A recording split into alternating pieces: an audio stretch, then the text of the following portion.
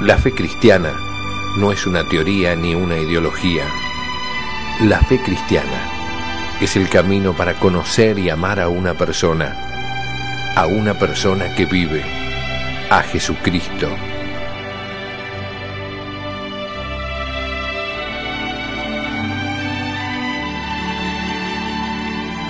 La fe cristiana, un curso del Instituto de Formación Teológica por Internet que quiere ayudarte a crecer en el amor a Jesús, nuestro Señor. En nombre del Padre, del Hijo, del Espíritu Santo. Amén. Ave María Purísima, sin pecado concebida. Queridos amigos, nuevamente juntos en nuestro programa La Fe Cristiana. Estamos desarrollando el tema del pecado que empezamos la semana pasada. Decíamos que el pecado es una ofensa a Dios, es una ofensa a la ley de Dios. Hemos dicho que para que sea pecado el hombre no necesariamente tiene que tener la intención de querer ofender a Dios. Eso ya debe ser muy malo, ¿no? Pero sí que el hombre, al no cumplir la voluntad de Dios, al no respetar los mandamientos, las enseñanzas de Dios, el hombre se aparta de él, rompe la amistad con Dios.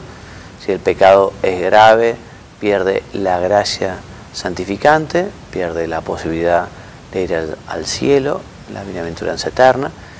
Y estábamos hablando del pecado, la última vez, del pecado mortal, de las consecuencias del pecado mortal.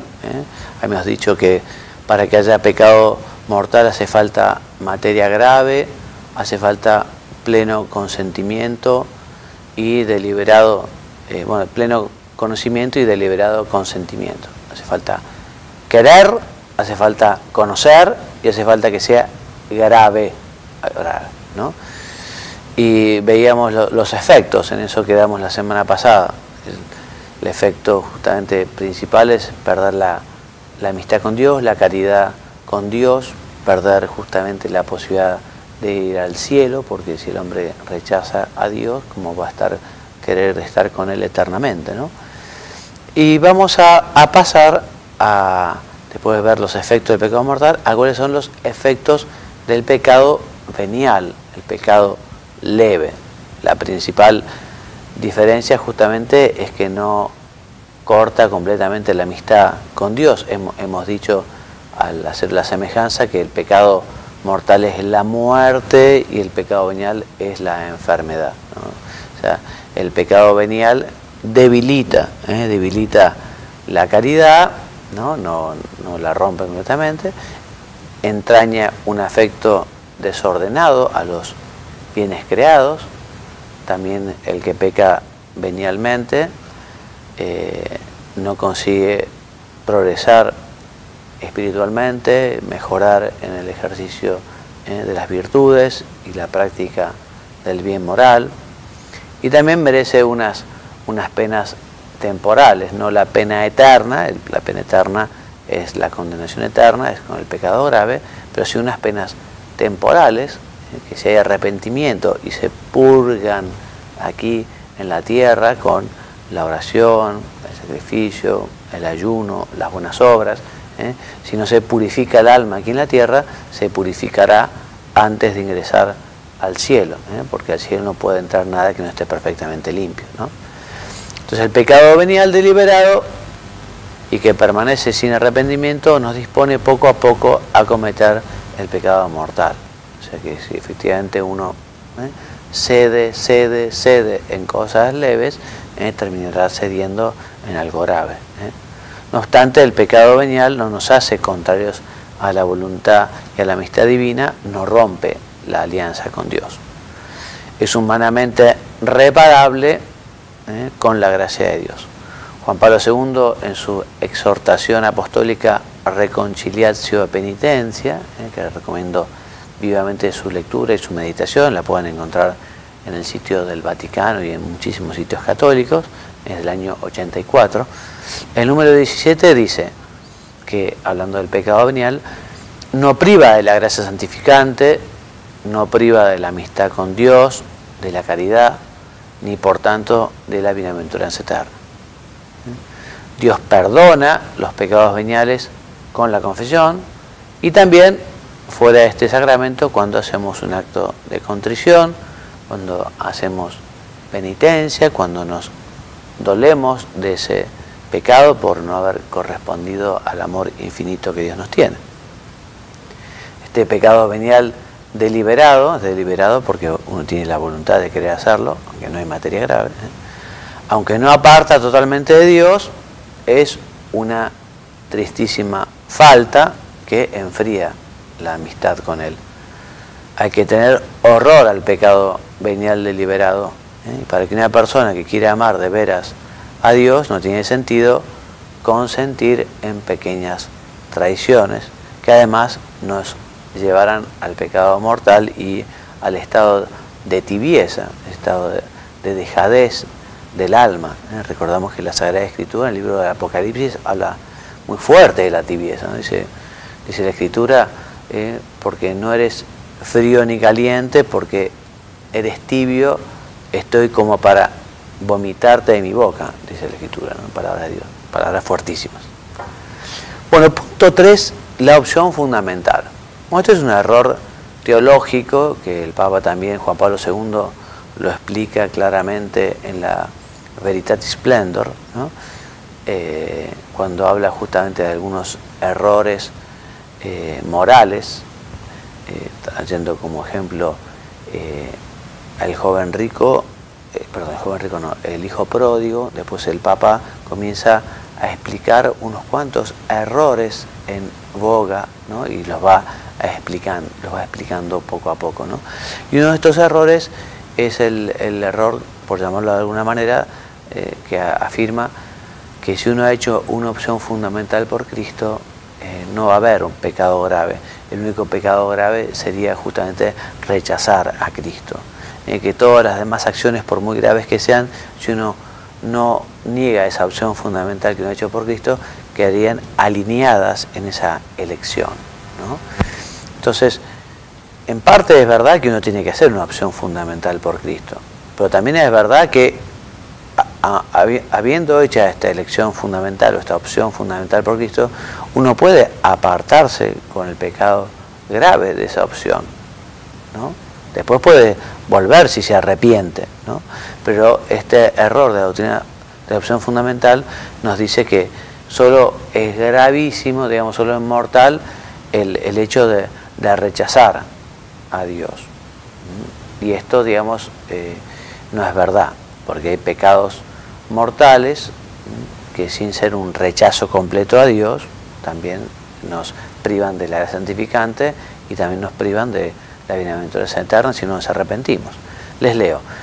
La doctrina de la opción fundamental, que rechaza la distinción tradicional entre los pecados mortales y veniales, sostiene que la pérdida de la gracia santificante por el pecado mortal, con todo lo que supone, compromete en tal modo a la persona que solamente puede ser fruto de un acto de oposición radical y total a Dios, es decir, un acto de opción fundamental contra Él.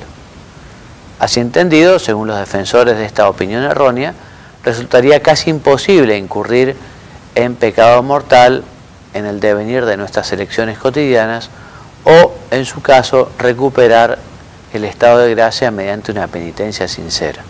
Pues la libertad, dicen, no sería apta para determinar en su capacidad ordinaria de elección de un modo tan singular y decisivo el signo de la vida moral de la persona. Así dicen estos autores, al tratarse de excepciones puntuales a una vida globalmente recta, se podrían justificar faltas graves de unidad y coherencia de vida cristiana. Desgraciadamente, al mismo tiempo, se restaría importancia a la capacidad de decisión y compromiso de la persona en el uso de su libre albedrío.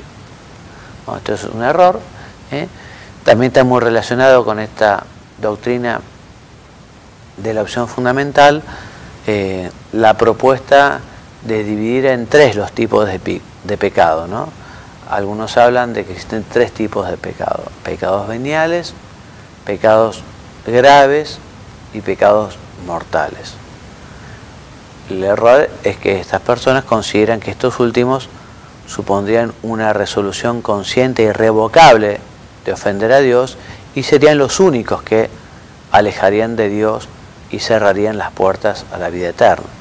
De esta forma, la mayoría de los pecados que por su materia tradicionalmente han sido considerados como mortales, según esta forma de pensar, no serían más que graves, ya que no se someterían con una intención positiva a rechazar a Dios.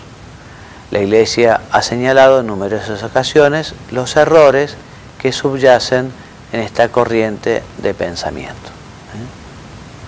Así que nos encontramos ante una doctrina sobre la libertad en donde ésta resulta muy debilitada, pues olvida que en realidad quien decide es la persona, que puede elegir modificar sus intenciones más profundas y que de hecho puede cambiar sus propósitos, sus aspiraciones, sus objetivos y su entero proyecto vital a través de determinados actos particulares y cotidianos. Por otro lado, queda siempre firme el principio de que la distinción esencial y decisiva está entre el pecado que destruye la caridad y el pecado que no mata la vida sobrenatural. Entre la vida y la muerte no existe una vía intermedia. O sea que la distinción entre pecado venial y pecado mortal no se puede reemplazar por esta trilogía y menos por la teoría de la opción fundamental. Bueno, otras divisiones del pecado. Al hablar del pecado podemos hablar de pecado actual, cuando no está, es el mismo acto de pecar, yo comento un pecado determinado haciendo este acto, o pecado habitual, que es el estado en que queda el alma, ¿no? El estado de pecado, ¿no? Estoy en un pecado habitual, bueno, estoy en este estado de pecado, distinto, digamos, al acto puntual de un hecho pecaminoso puntual, ¿no? También el pecado puede ser personal u original. El pecado original es el primer pecado, el pecado de nuestros padres, Adán y Eva, que todos hemos heredado. Es un pecado recibido, es una herencia, y el pecado personal es un pecado que uno ha cometido, ¿no? Con libertad, con entendimiento, con voluntad. El pecado original se cura por el bautismo, aunque permanece una cierta debilidad que inclina a cometer nuevos pecados personales, ya lo veremos, es la concupiscencia. Y el pecado personal se comete mientras que el pecado original se contrae, se hereda. Los pecados externos son los que se cometen con una acción que puede ser observada desde el exterior, ¿no? Cuando uno roba, cuando uno mata, cuando uno insulta a alguien, son pecados externos, ¿no? Y los pecados internos son los pecados del entendimiento, de la inteligencia, los pecados que no se ven, como la ira, la envidia, la avaricia. Recordemos que nuestra moral es una moral también de intenciones, o sea, un acto que de suyo es indiferente, o un acto bueno como puede ser dar una limosna. Si mi intención es maligna, estoy pervirtiendo ese acto que es objetivamente bueno, lo estoy convirtiendo en malo, porque justamente internamente yo con eso no quiero, por ejemplo, ayudar a otros, sino que quiero vanagloriarme, o que los demás me ven de una determinada manera. O sea, la intención hace que ese acto se corrompa. Entonces, todo pecado externo, también es bueno decirlo, encuentra su origen en un acto interno de la voluntad. Es el acto propiamente moral. Los actos puramente interiores pueden ser pecado, incluso pecado grave, lo sabemos. También se habla de pecados carnales o espirituales, según se tienda desordenadamente a un bien sensible, como la lujuria, por ejemplo, o a un bien espiritual, como la soberbia. De por sí, los segundos son más graves, no obstante, los pecados carnales son, por regla general, más vehementes, ¿no? Precisamente porque el objeto que atrae es más inmediata. También los pecados pueden ser de acción o también llamado comisión o de omisión. Comisión porque uno realiza un acto voluntario, desordenado. En cambio, la omisión es cuando uno deja de hacer algo que debe hacer. Por ejemplo, dejar de ir a misa un domingo, cuando uno puede hacerlo. Dejar de ayudar a su padre o a su madre cuando uno debe hacerlo. O sea, dejar de estudiar cuando uno ha asumido ese compromiso y tiene un examen. Bueno, esa omisión es un pecado, aunque uno no haga nada. Justamente por no hacer lo que tiene que hacer, comete un pecado. Bueno, el tema punto 3, la proliferación del pecado. Bueno, el pecado es personal, pero el pecado justamente lo que hace es terminar de corromper unas estructuras, una sociedad, una familia, una nación. Dice el Catecismo en su número 1865, el pecado crea una facilidad para el pecado. El pecado engendra pecado. Engendra el vicio por la repetición de actos malos. De ahí resultan inclinaciones desviadas que oscurecen la conciencia y corrompen la valoración concreta del bien y del mal. Así, el pecado tiende a reproducirse y a reforzarse, pero no puede destruir el sentido moral hasta su raíz. Hay pecados que son como cabezas de otros pecados. Son los llamados pecados capitales. Son pecados personales, ¿no? Y al cual, digamos, van unidos otros muchos pecados. Son los siguientes: la soberbia, que es el principio de todo pecado; la avaricia, el deseo desordenado por bienes materiales, el deseo de retener, de querer, de juntar cada vez más bienes, ¿no? La lujuria, la pasión sexual desordenada; la ira, ¿no? El enojo desenfrenado; la gula, comer totalmente desordenadamente; la envidia, que es esa tristeza por el bien ajeno; la pereza que es la vagancia, el no querer cumplir con los propios deberes, el dejarse llevar por la molicie, en fin. La pérdida del sentido del pecado es fruto del voluntario oscurecimiento de la conciencia que lleva al hombre, por su soberbia, a negar que los pecados personales sean tales e incluso a negar que exista el pecado. Es una gran verdad aquello de que el que no vive como piensa, termina pensando como vive. O sea que es muy difícil que el hombre pueda tener esa división interna, ¿no? Saber que hay que hacer una cosa y hacer totalmente la contraria. Al final uno termina poniendo excusas, sin razones, y muchas veces justamente cambiando la propia conciencia, perdiendo justamente ese sentido de pecado. A veces no se comete directamente el mal, pero de alguna manera se colabora con el mal, con mayor o menor responsabilidad y culpa moral a la acción inicua de otras personas. O sea, uno no puede colaborar en el mal. Dice el Catecismo, por ejemplo, en su número 1868.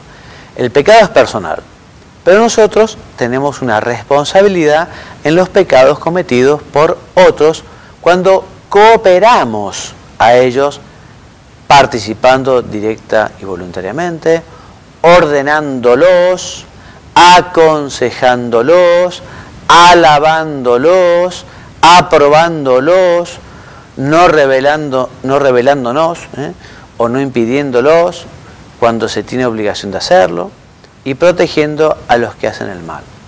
O sea, uno puede convertirse en ocasión de pecados para otro cuando los incita a pecar. Eso es lo que se llama el escándalo. Y el que provoca voluntariamente el pecado de otro o es responsable del pecado de otros, uno también comete ese pecado, porque es partícipe de esa maldad.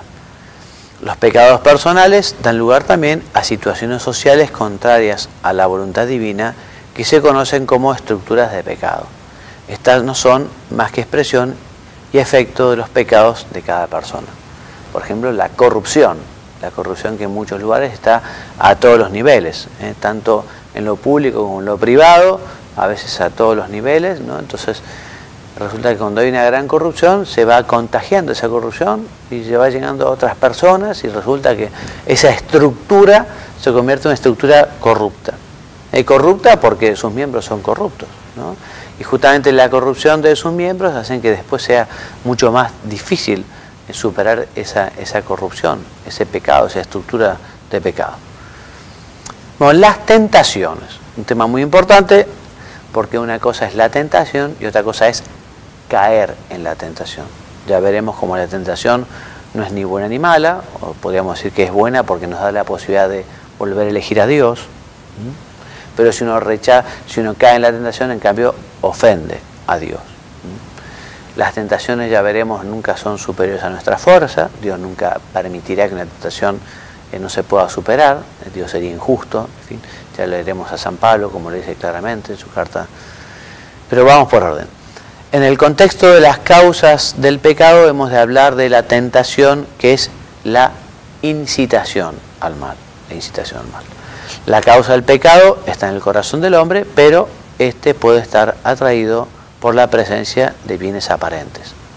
La atracción de la tentación nunca puede ser tan fuerte que obligue a pecar.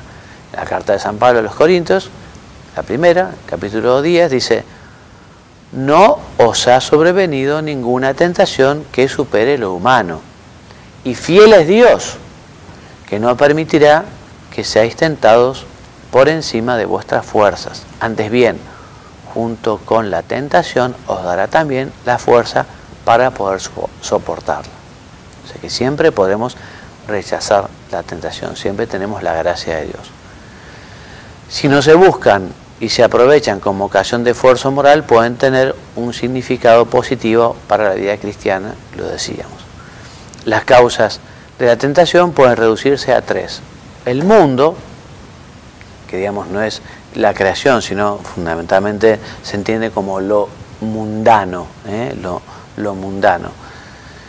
Es aquello, lo mundano, lo que tiene de malo el mundo, que nos atrae, ¿no? Nos solicita, nos invita, ese ambiente materialista, ese ambiente pagano.